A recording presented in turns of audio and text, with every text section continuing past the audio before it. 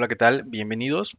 Bien, en un video anterior vimos creamos dos APIs faltantes, que sería la selección de modo de frecuencia para el LFXT1 y también la elección de resistencia, ya sea interna o externa, para el DCO. Ok, esos eran los dos APIs que hicimos en el video anterior y nos falta crear las APIs para seleccionar el DCO, el Mode y el RCL para el DCO. Eh, Voy adelantándoles que la modulación del DCO no la voy a tomar en cuenta, siempre va a ser cero. Esto es porque, el Mode, la modulación del DCO sirve para en un rango entre, voy a ir a la gráfica para que se entienda un poco mejor. El rango que existe, arribita, el rango que existe entre el DCO 0 y el DCO 1 o el DCO 1 con el DCO 2 o así consecutivamente el DCO más 1 y el DCO actual, este rango que está aquí, esta línea que se ve como un tanto alargada, cada una de esas líneas se elige por la modulación. La modulación indica qué tan próximo está para el siguiente deseo. Si yo le pongo modulación cero, el deseo va a estar en este rango, en el rango, digamos, más bajo. Si le pongo el deseo a 32, la modulación a 32 está en el rango más alto. Entonces, hay un rango entre el más bajo y el más alto. Nosotros podemos elegir o podemos calcular más o menos en cuál estaría proporcionalmente para nosotros decir, ok, yo quisiera que mi deseo tuviera una frecuencia intermedia entre el deseo cero y el deseo uno, entonces tendría que poner la modulación en 16, ¿de acuerdo? Eh, Esto es un tanto al aire. Nos indica siempre, en la hoja de datos, si nos vamos hacia las características de DSO, nos indica que no han sido testeadas realmente todas las frecuencias, ¿ok? Dice que este parámetro no está testeado en producción. De acuerdo, son parámetros un tanto aleatorios y depende de muchas cosas. Depende tanto de lo que sería el silicio, de cómo fue fabricado, de sus componentes, de sus variaciones, de su dopado, etcétera. Depende de la temperatura y depende también del voltaje. Entonces tiene muchas dependencias para nosotros poder elegir una frecuencia en específico todo el tiempo. No es muy estable. ¿Ok? Hay un rango de frecuencias y el rango de frecuencias también es muy alto.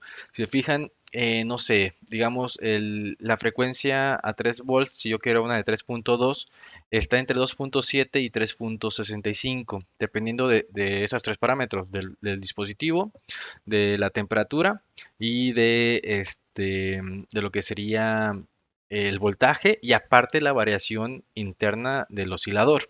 Entonces es un cambio gigantesco, es muy grande. No podemos decir, está en 3.2 y ahora sí con modulación me voy hacia un extremo o hacia otro, porque si me le hago la modulación me voy a un extremo, pero después de ese extremo me voy a ir todavía más hacia adelante y del lado contrario me voy a ir todavía más abajo.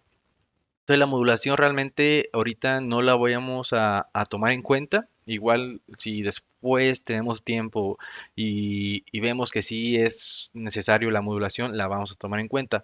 Pero realmente no. El DCO no se va a utilizar nunca para alguna operación muy precisa. No se va a poder utilizar para timers, no se va a poder utilizar para UARTs, no se va a poder usar para I cuadrada C. Bueno, a lo mejor sí para SPI cuadrada C porque al final de cuentas podemos ser maestros y nosotros damos el reloj, entonces no hay tanto problema, pero también lo ideal sería que tenga una frecuencia muy estable, ¿ok? Entonces, lo único que lo podemos utilizar realmente así de forma sin inconvenientes es para el procesador. Entonces, vamos a crear cómo podemos setear tanto el parámetro de DCOX como el parámetro RCLX. También ya tenemos el seteo de la resistencia interna o externa. Y el de modulación lo vamos a tomar como cero siempre, ¿ok? Hasta este punto, ¿de acuerdo?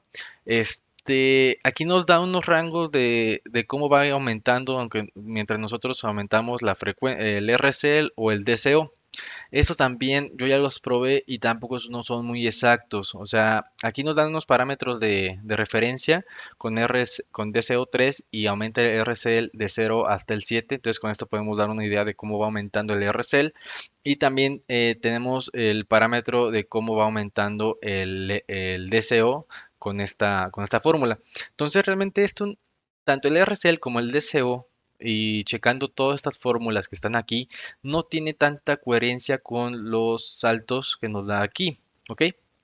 Entonces yo me basé con esta gráfica que está aquí, hice estos cálculos, intenté hacer la aproximación más precisa posible y obtuve un lookup table, ¿ok?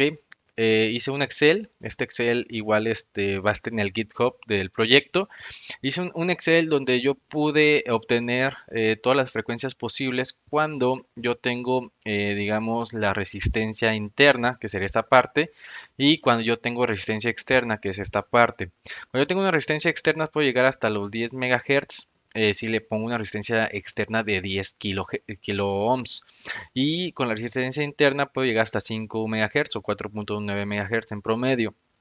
Entonces, esas son las dos tablas que yo he creado para así nosotros tener una mejor aproximación, ¿de acuerdo?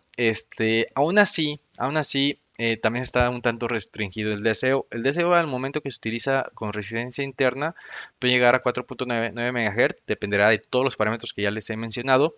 Y cuando usamos una resistencia externa, obviamente tampoco se ha calculado todas las resistencias externas que tenemos, ¿ok?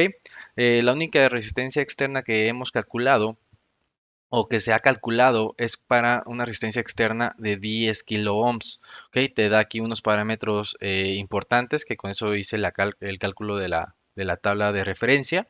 Entonces, también, si vamos a utilizar una resistencia externa, vamos a tener que utilizar una resistencia de 10 kilo ohms. No vamos a, podemos utilizar otras resistencias, pero no vamos a ver el comportamiento ni la frecuencia real a la cual está asignado o está trabajando el microprocesador hasta que lo leamos, ¿ok? Entonces, pues bueno, sí es un tanto complicado esta situación. Lo vamos a hacer lo más fácil posible.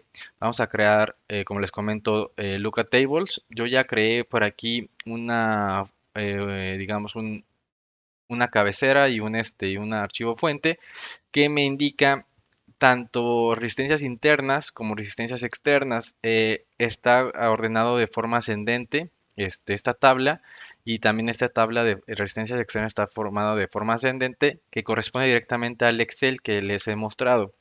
Y también tenemos otra tablita que es la codificación que tenemos. Esta codificación depende es del RCL y el DCO.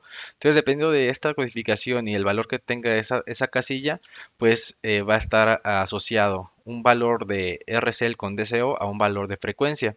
Entonces, si yo quiero setear una frecuencia a mi microprocesador que esté en este rango de frecuencias, yo puedo setear RCL y DCO directamente a la más cercana, no a la más exacta, pero sí a la más cercana para yo tener una idea de cómo está funcionando mi microcontrolador con DCO.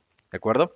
Entonces, eso es lo importante que le queríamos mostrar en este video. En el siguiente video vamos a crear las APIs para obtener valor de DCO, setear valor de DCO, setear también el valor de RCL y obtener valor de RCL. Igual vamos a crear el de mode, el de modulation, pero no lo vamos a utilizar. Y después de ese video vamos a crear la API para esta codificación y inicializar el DCO a una frecuencia determinada. ¿Ok?